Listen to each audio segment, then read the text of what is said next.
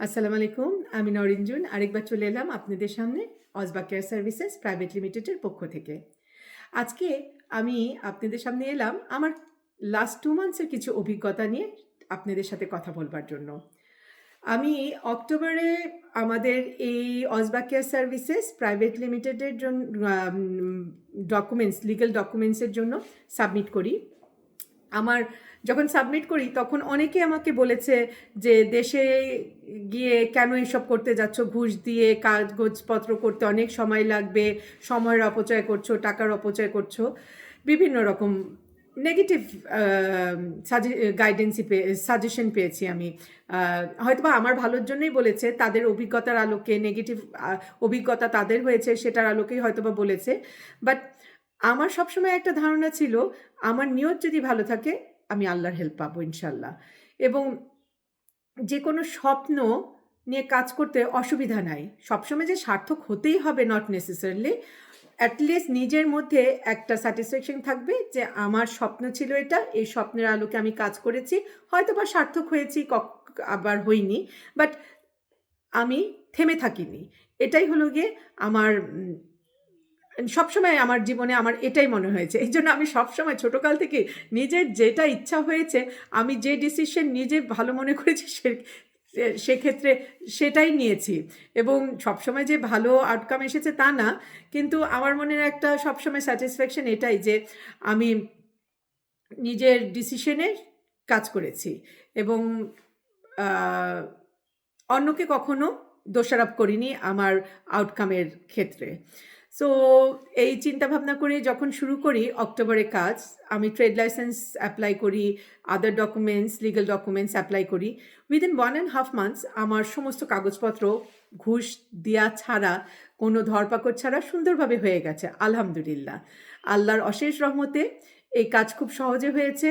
Definitely Rajib খান আমার managing director আছেন, ওনার সহায়তা, তারপরে আমাদের যে অ্যাডভোকেট সাহেব আছেন ওনার সহায়তায় আমাদের স্টক জয়েন্ট স্টকের কাজটা খুব তাড়াতাড়ি হয়ে যায়, কোনো ঘুষ আর ধরপাকড় ছাড়া। পরবর্তীতে এনএসডিএ কাগজপত্র যখন সাবমিট করি তখন আমার এক ছোট ভাই আছে এবং বোন আছে, ওরা দুজনেই আমাকে হেল্প করেছে, গাইডেন্স দিয়েছে কিভাবে এটা করা যায়। সো সেই গাইডেন্সের মাধ্যমেই আমার খুব কম সময়ে 31 ডিসেম্বরের মধ্যে আমার এনএসডিএরও অ্যাক্রিডিটেশন অ্যাকসেপ্টেড হয়ে যায়। এবং আমি তোমাদের দুজনের কাছেই খুবই কৃতজ্ঞ, কেননা তোমরা একই ফিল্ডে একই ধরনের কাজ করছো। আমি যেমন ট্রেনিং সেন্টার দিয়েছি, তোমরাও দিয়েছো, কিন্তু তোমরা কখনো আমাকে আমাকে কম্পিটিটর না ভেবে যে সুন্দর একটা ব্রড মাইন্ডে আমাকে হেল্প করে গেছো, গাইডেন্স দিয়ে গেছো, এটা কিন্তু খুব রেয়ার। সবাই যে বলেছে আমাকে যে ভালো মানুষ নাই, না, এটা পুরা ভুল। ভালো মানুষ অবশ্যই আছে, তোমরা তারই প্রমাণ। তোমাদের দুজনের কাছে আমি সারা জীবন কৃতজ্ঞ থাকবো। এবং অজবা কেয়ার সার্ভিসেস প্রাইভেট লিমিটেড যতদিন থাকবে, অজবা কেয়ারও তোমাদেরই জন্য কিছু করতে পারলে খুব খুশি হবে। ঠিক আছে? তারপরে আমার স্টাফদের কথা বলবো। রাজীবের জন্যই আমার সুবিধা হয়েছে দেশে কোথায় অফিস নিব, কোন স্টাফ নিব, এগুলি নিয়ে। এবং সত্যি কথা, আমার একটা ছোট একটা টিম আছে বাংলাদেশে এখন, যারা আমার একটা সেকেন্ড ফ্যামিলি আমি বলি। খুব সুন্দর একটা ফ্যামিলি, ওরা সুন্দর করে আমার অজবা কেয়ারকে এগিয়ে নিয়ে যাচ্ছে ওদের ডেডিকেশন কাজ নিয়ে। আমি তাদের প্রতি কৃতজ্ঞ অবশ্যই। এবং আরও আছে আমার স্টুডেন্টরা। ফার্স্ট ব্যাচ আমাদের শেষ, সেকেন্ড ব্যাচ প্র্যাকটিক্যাল কিছু অভিজ্ঞতা অর্জন করছে এবং থার্ড ব্যাচ আজকে থেকে শুরু হয়েছে। প্রথম ব্যাচের স্টুডেন্টরা আল্লাহর রহমতে খুবই ভালো পারফর্ম করছে তাদের নিজ নিজ জায়গায়, এবং একটা ভালো কোম্পানির নামকে একটা ভালো একটা জায়গায় পরিচিতিটা নিয়ে যেতে পারছে। সবার কাছে আমি সেজন্য কৃতজ্ঞ। তোমরা যার যার জায়গায় খুবই ভালো কাজ করছো। তোমাদের কারণে অজবা কেয়ারকে ক্লায়েন্টরা আবার তাদের আত্মীয় স্বজনের কাছে সুন্দরভাবে উপস্থাপন করছে। তো তোমরা ছাড়া এগুলি আসলেই পসিবল হতো না আমাদের। তো আল্লাহ যেমন উপর থেকে হেল্প করছে, তোমাদের সহযোগিতায় সবাইকে নিয়ে আমরা একটা কাজ করছি। আমরা সবাই একটা পরিবারের অঙ্গ। আমরা অজবা কেয়ার তোমাদের স্টাফদের এবং ক্লায়েন্টদের দুজনের মাঝখানে একটা সেতু সুরভ, এবং আমরা আশা করব এই ব্রিজটা সবসময় স্ট্রংভাবে আমার অফিসের স্টাফরা হ্যান্ডেল করবে এবং স্টুডেন্টরা এবং ক্লায়েন্টদের মধ্যে বন্ডিংটা সবসময় সুন্দরভাবে বজিয়ে রাখবে। এবার বলি আমার বাংলাদেশের যে অভিজ্ঞতা লাস্ট 2 মান্থসে আমার কাগজপত্র বা কোম্পানির কাজকর্ম ছাড়া, সেটা হলো গিয়ে আমি বিভিন্ন সময়ে কাজের উদ্দেশ্যে আমার কোম্পানিকে প্রমোট করার জন্য উত্তরা পার্কে গিয়েছি, অনেকের সাথে কথা বলেছি, খুব ভালো লেগেছে সবার সাথে কথা বলে।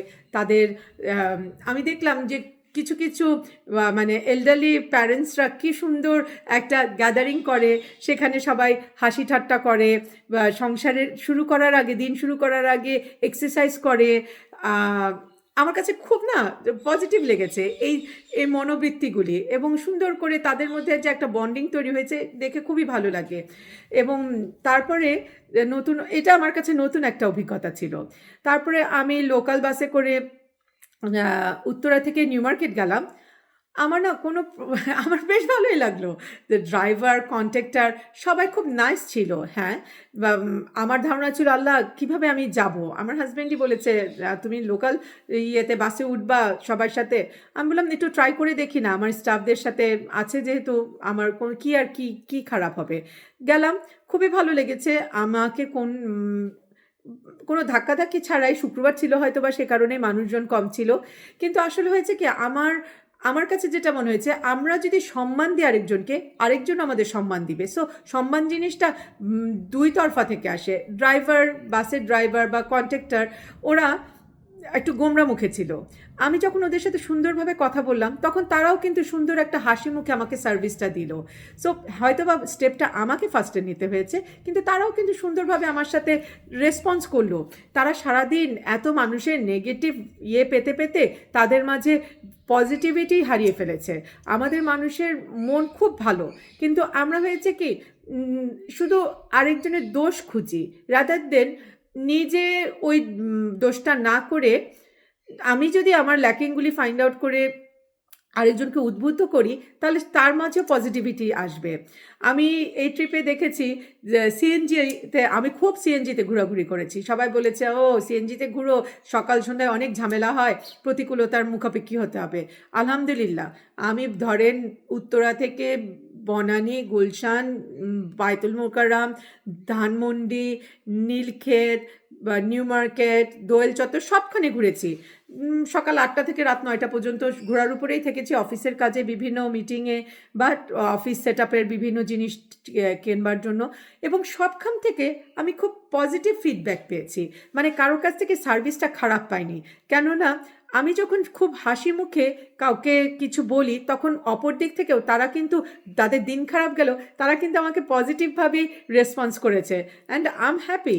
বাংলাদেশে মানুষ খারাপ না, আমরা আসলে যার যার জায়গা থেকে যদি আরেকজনকে ভালোভাবে করি, কি বলবো, সার্ভিস দিই, আরেকজনও সেই তরফ থেকে ভালোটাই দিবে। আমাদের এই পজিটিভিটিটা সবার মাঝে ছড়িয়ে দিতে হবে।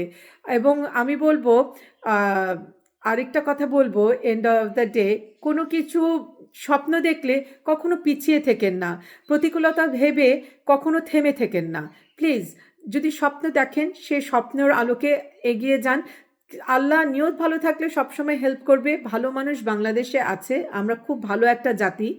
আমাদের সবসময় আমরা ফাইট করে গিয়েছি, ফাইট করে যাই আমাদের নিজেদের জন্য এবং পাশের জনের জন্য। আমরা যদি এভাবে মানে পজিটিভিটির সাথে আগাই, আমাদের দেশ আগায় যাবে।